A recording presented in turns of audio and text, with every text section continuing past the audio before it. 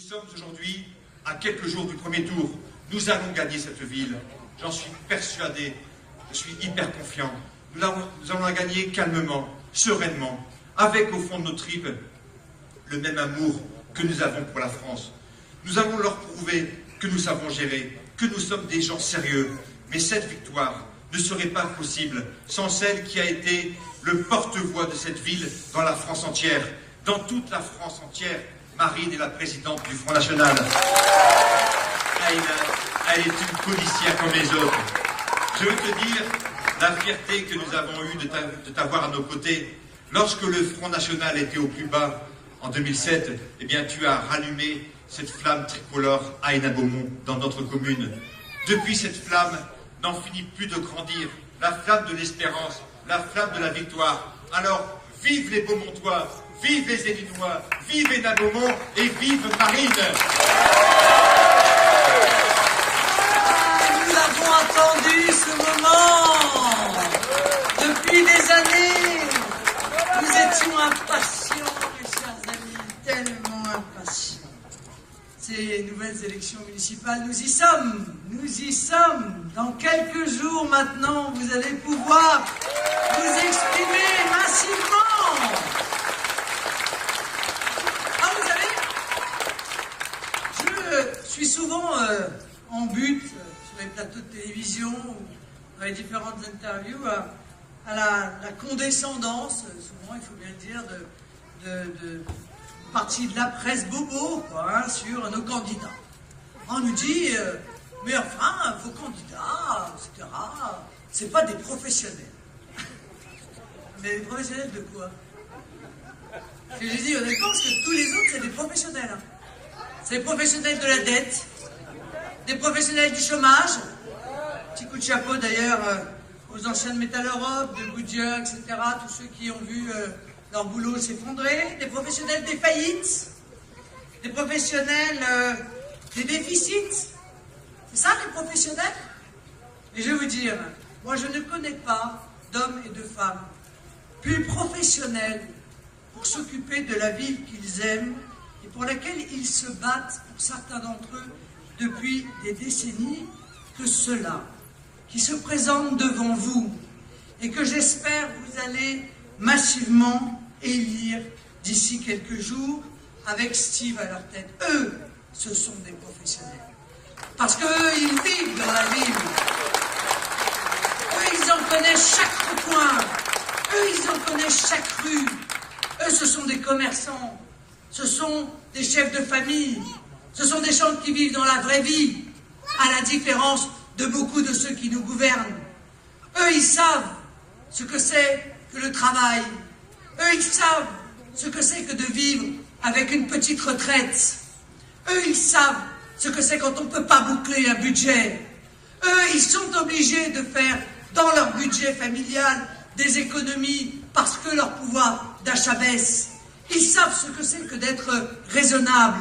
Ils savent quel est le coût de l'argent parce que eux, ils le gagnent.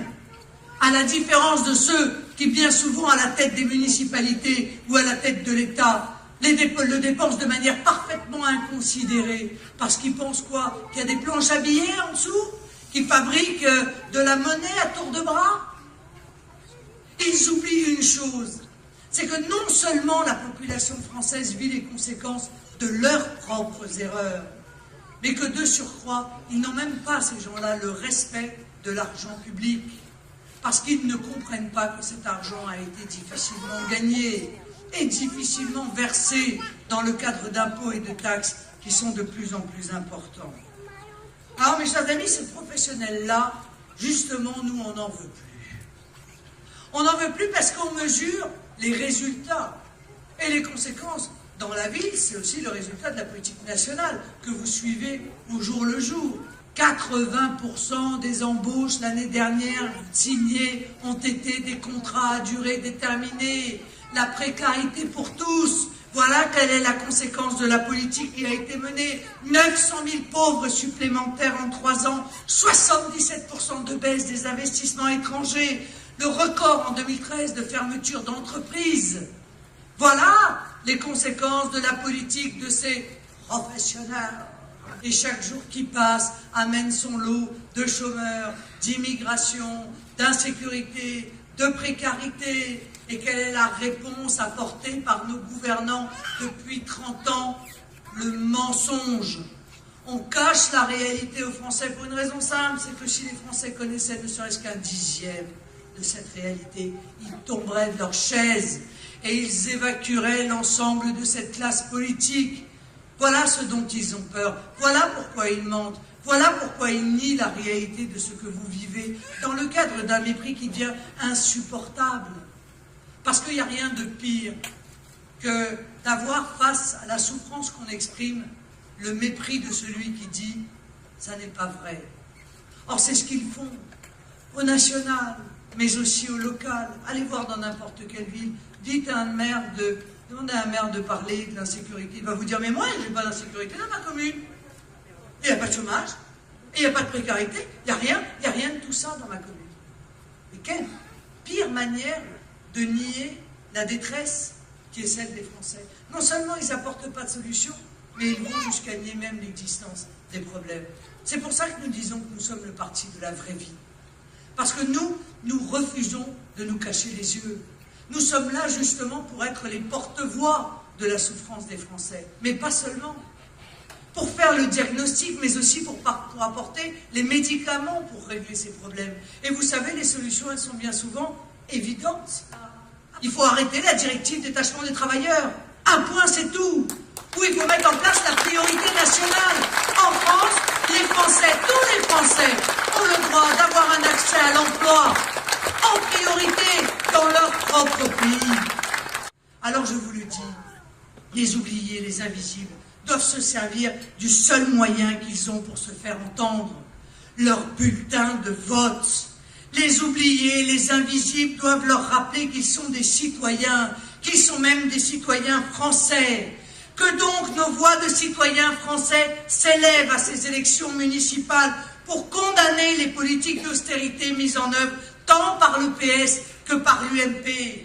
Que donc nos voix de citoyens français s'élèvent dès maintenant pour encore s'élever en mai prochain lors des élections européennes. Que donc nos voix de citoyens français s'élèvent. Alors en attendant que le peuple français vote massivement pour que la France retrouve la maîtrise, qu'elle puisse à nouveau prendre des décisions. Sur le plan municipal, nous devons absolument agir pour empêcher les conséquences les plus néfastes de cette politique. Nous avons élaboré une charte de notre action municipale. Elle nous engage. Elle engage tous ceux qui seront élus sur les listes du Front National et du Rassemblement Bleu Marine. Et notamment, elle engage sur la baisse de la fiscalité, dont Steve vous a parlé tout à l'heure. C'est vital, cette baisse de la fiscalité, et particulièrement à Hénin-Beaumont. Oui, nous agirons pour la sécurité des biens et des personnes. Oui, nous rendrons attractives les communes avec des commerces et des services publics. Oui, nous mettrons fin au gaspillage et aux dépenses fastueuses. Oui, nous assurerons la transparence dans l'attribution des logements sociaux. Nous favoriserons un urbanisme respectueux et l'architecture locale et du patrimoine. Nous arrêterons les subventions à des associations qui sont bien souvent des coquilles vides ou qui sont des veaux gras. Nous défendrons la laïcité dans les cantines scolaires et les piscines municipales. Nous consulterons la population sur les référendums d'initiative locale. Oui, il y a des marges de manœuvre. Oui, nous pouvons mener absolument une autre politique que celle qui a été imposée aux habitants depuis de trop nombreuses années. Alors, que pouvons-nous faire dès maintenant? Que peut faire chacun d'entre nous? D'abord, aller voter, les 23 et 30 mars prochains. Ensuite, convaincre d'ici là ses proches et ses voisins d'en faire de même. Dans la République, il faut sans cesse le répéter, les plus faibles, les démunis, les invisibles ont quand même un moyen de se faire entendre. Ils sont citoyens, ils possèdent un bulletin de vote. Servons-nous de ce bulletin de vote aujourd'hui, plus encore qu'hier. Ne ratons aucune occasion de nous faire entendre. Alors, mes amis, ce scrutin municipal doit être l'occasion de dire votre volonté de changement. Et vous le ferez. Parce que, ici particulièrement, vous êtes l'avant-garde. Vous avez été les premiers à avoir compris le massacre de l'ultralibéralisme. Vous avez été les premiers à avoir vu la rage au cœur fermer nos usines, les unes après les autres. Les premiers à avoir subi les délocalisations. Les premiers à avoir vu les conséquences de l'œuvre des patrons voyous. Les premiers à constater la folle politique de désindustrialisation organisée au bénéfice d'un tertiaire utopique. Souvenez-vous, il nous avait expliqué qu'on allait faire un pays sans usine. Les premiers à avoir vu de vos yeux les conséquences de Schengen, l'entassement des clandestins à Sangatte, les Roms aujourd'hui, dont les installations clandestines se multiplient partout sur le territoire. Vous avez été les premiers à subir les conséquences des dérives des socialistes, les premiers à comprendre que ce parti était poussé par la cupidité, qu'il s'avérait avoir totalement oublié les salariés, les classes populaires, qu'en réalité c'était devenu un parti de bobos qui ne se battaient que pour défendre leur propre prébande. N'est-ce pas vous les premiers, mes chers amis, à avoir subi la mafia socialiste et à avoir vu le premier secrétaire du PS, vous vous souvenez, pendant 11 ans, il s'appelait M. Hollande, pudiquement détourner les yeux des magouilles, des détournements, de la mise en coupe réglée de villes entières dans notre département.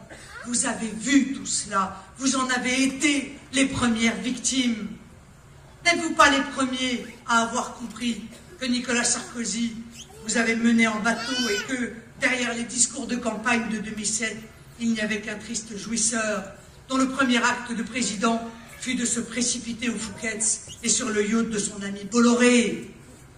N'êtes-vous pas les premiers à avoir été confrontés à une immigration de masse irrespectueuse et revendicatrice, vous qui aviez accueilli précédemment des vagues d'immigration polonaises, italiennes, d'hommes et de femmes respectueux et travailleurs, qui ont pris tout naturellement leur place comme nouveaux Français et dont les enfants sont aujourd'hui des patriotes acharnés, qui ne comprennent pas le laxisme et la complaisance à l'égard de nouveaux venus dont certains n'ont aucun respect pour nos lois, nos mœurs, nos traditions et violent trop souvent notre hospitalité.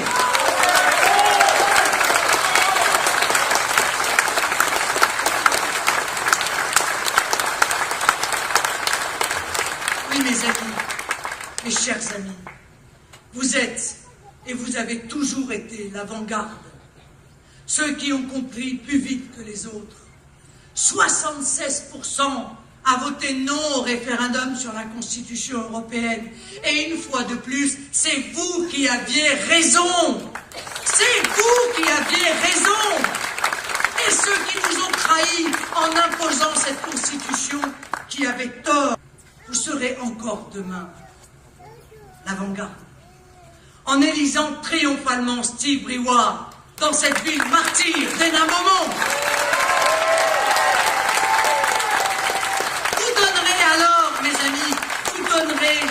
Alors le signal de la renaissance de la France. Vous serez, à vous seuls, une raison d'espérer pour un peuple français qui n'en peut plus de souffrir et qui attend la preuve qu'une issue est possible, qu'une autre politique est possible, qu'un avenir est possible. Alors mes amis, merci. Merci pour tout cela. Merci pour cette préscience. Merci pour cette confiance. Croyez-moi, vous en serez récompensés au centuple. Hénin Beaumont redeviendra une ville heureuse, une ville où il fera bon vivre, une ville qui retrouvera sa fraternité et sa quiétude. Vous avez, mes chers amis, mangé votre pain noir. Il est temps que vous mangiez maintenant votre pain blanc.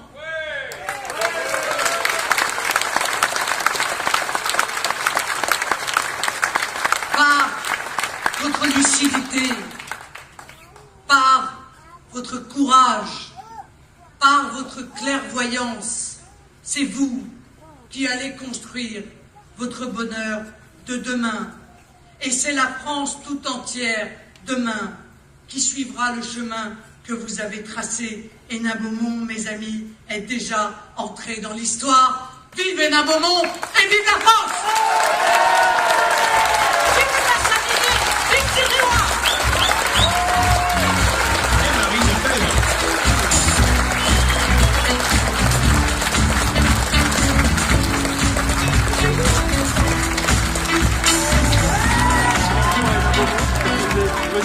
Dire aux habitants? Je suis venu les remercier parce que quelque part ils ont été ceux qui ont redonné l'espoir aux Français quand en 2007 la situation était extrêmement difficile. Le seul second tour de France était ici. Je suis venu leur dire qu'ils étaient l'avant-garde et qu'en élisant Steve demain, eh bien, ils démontreront qu'une autre politique est possible et que quand chacun se serre les coudes et décide ensemble de rejeter la vieille politique de l'UMPS, ça marche. Voilà, donc merci à eux, c'est ce que je suis venu leur dire. Et puis un grand élan d'espoir pour tous les Français à cette veille des municipales. Honnêtement, je pense qu'on va à nouveau créer la surprise.